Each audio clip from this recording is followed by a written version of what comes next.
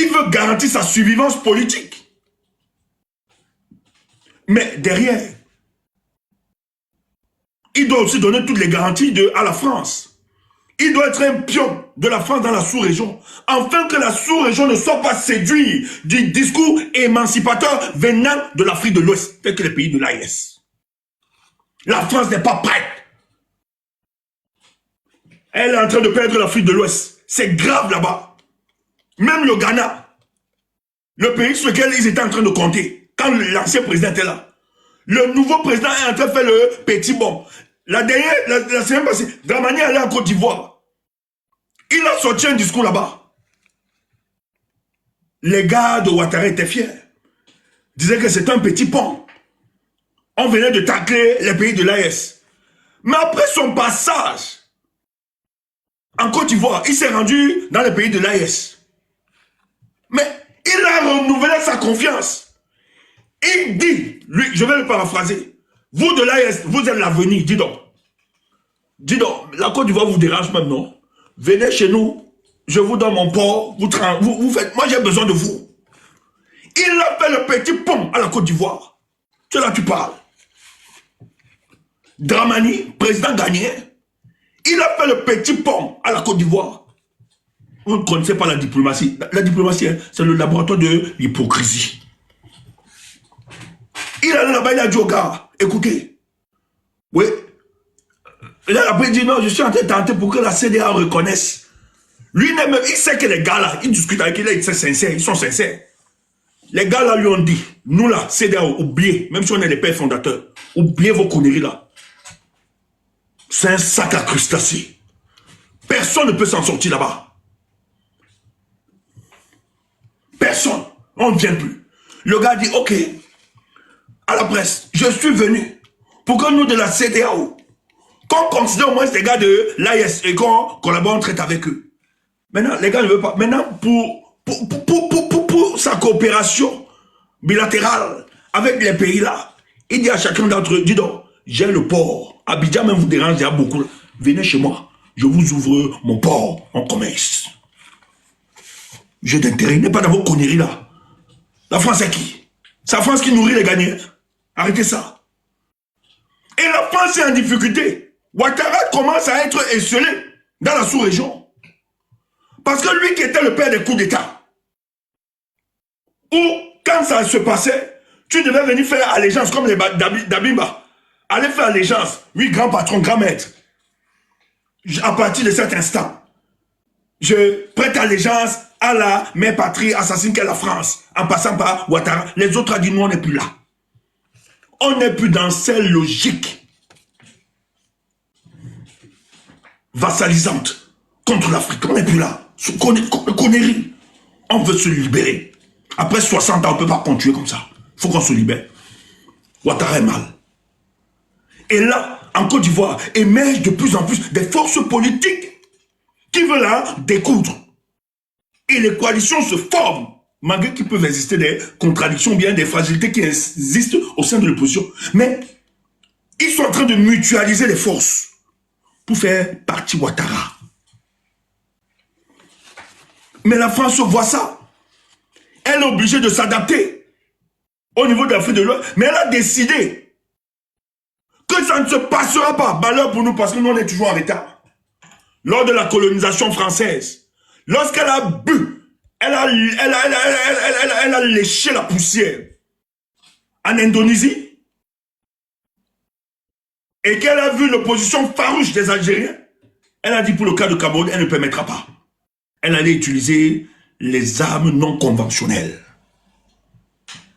Où on a décimé les peuples bamlékés, où les gens veulent révisiter, veulent faire un révisionnisme historique. Vous la niez qu'il n'y a jamais eu génocide dans le pays bamléké. Vous êtes dangereux. Ce sont des faits. Et ils sont historiques. Les gens viennent mentir.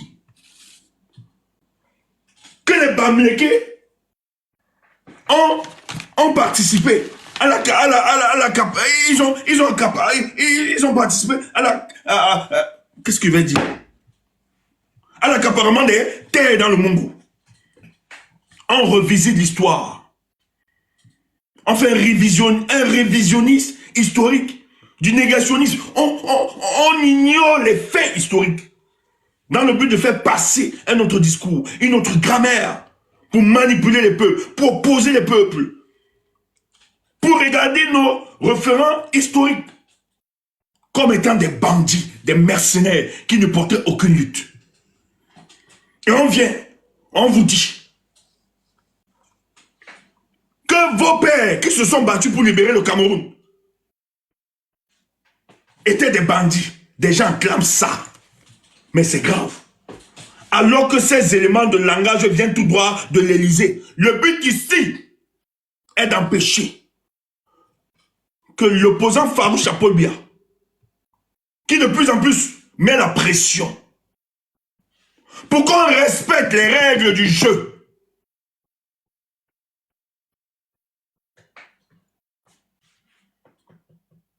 Qu'on respecte les règles du jeu s'appliquent. Tous sont malades. Il a exposé toute la justice camerounaise est exposée. Aucune justice ne s'est déclarée compétente. Même le Conseil constitutionnel, qui doit se rassurer de l'applicabilité des lois, a démissionné. Elle dit qu'elle n'est pas compétente sur l'application de l'article 80 du Code pénal. Cameroun, du jamais vu. Tout le monde a démissionné. Mais si c'est sur injonction de la France s'est précipitée à déclassifier les dossiers pour manipuler l'opinion, pour mentir. On dit que les Wandje, les NS Wandje, est un bandit jusqu'on allait profaner sa tombe. Le pays s'y va découler. On dit qu'il a organisé des... Non, c'est faux. Chers frères, allez chercher votre histoire. Les aînés vivent encore qui ont vécu ça. Moi, il y a un aîné qui m'a rendu témoignage. Il m'a dit, fils, quand Aïdjo accédait au pouvoir, nos pères détenaient, parce que la lutte était concentrée dans le Mongo, l'ouest là. Les dernières poches de résistance. Ça fait que les gars contrôlaient des zones.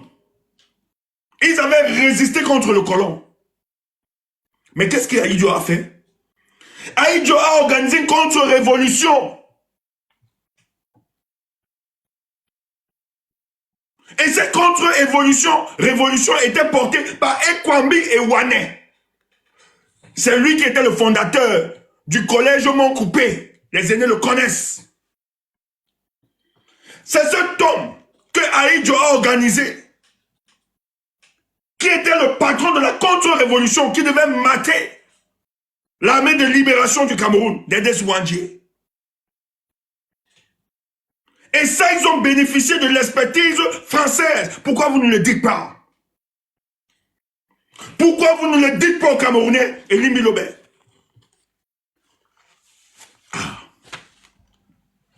Pourquoi vous ne le dites pas?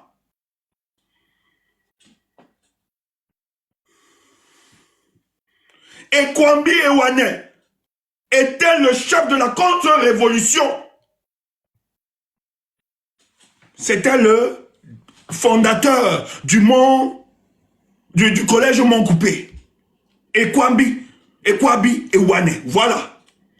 Les aînés peuvent témoigner. Merci, grand frère. Merci.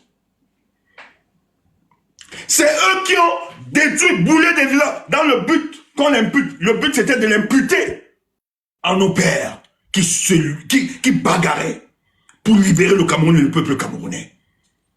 Et c'est ce qui se passe aujourd'hui.